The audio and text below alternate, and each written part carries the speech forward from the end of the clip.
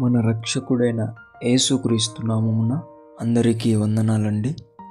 ఈరోజు దేవుని మాటలు అపోస్తులుల కార్యములు 13వ అధ్యాయం 24వ వచనం.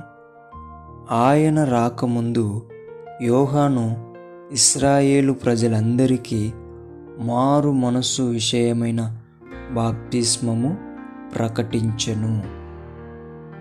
ప్రియమైన దేవుని బిడ్డలారా, ఆ దినాలలో అంతగా సువార్త ప్రకటింపబడడానికి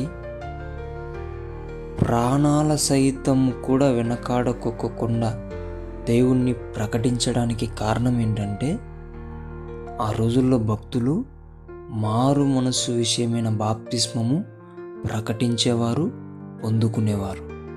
కానీ ఈ దినాలలో ఏమైపోయింది? బాప్తిస్మం అంటే పెళ్ళికి, ఫంక్షన్స్కి, కోరికలకు, రోగాలు బాగవడానికి ఇలా వివిధ రకాలుగా బాప్తిస్మం పొందుకుంటున్నారు. అందుకే ఈరోజు ఏమైపోతుంది? బాప్తిస్మం అంటేనే తెలియని పరిస్థితి ఏర్పడింది. దేవుని బిడ్డలారా, బాప్తిస్మం అంటే ఏంటి?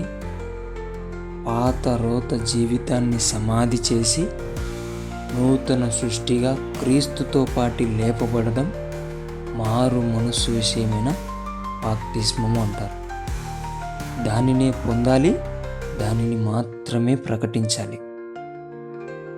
ఇది ప్రతి ఒక్కరూ కూడా తెలుసుకోవాలి, ప్రతి ఒక్కరూ కూడా పాటించాలి, ప్రతి ఒక్కరూ కూడా ప్రకటించాలి. చాలా ప్రాముఖ్యమైన విషయం. అందుకే దేవుని బిడ్డలారా, దేవుని చెంతకు వచ్చిన ప్రతి ఒక్కరం కూడా మారు మనస్సు విషయమైన బాప్తిస్మం పొందుదాం. మారు మనస్సు విషయమైన బాప్తిస్మమునే ప్రకటించే బిడ్డలుగా తయారవుదాం. దేవుడి మాటలను దీవించునుగాక. ప్రార్థిద్దాం. దేవా, మీకు వందనాలు, స్తోత్రాలయ్యా. మందరము కూడా మారు మనస్సు విషయమైన బాప్తిస్మం పొందకుండా ఉంటే పొందే కృపను, అలాగుననే ప్రకటించే కృపను కూడా ఇవ్వమని యేసు నామమున ప్రార్థిస్తున్నాం తండ్రి. ఆమేన్.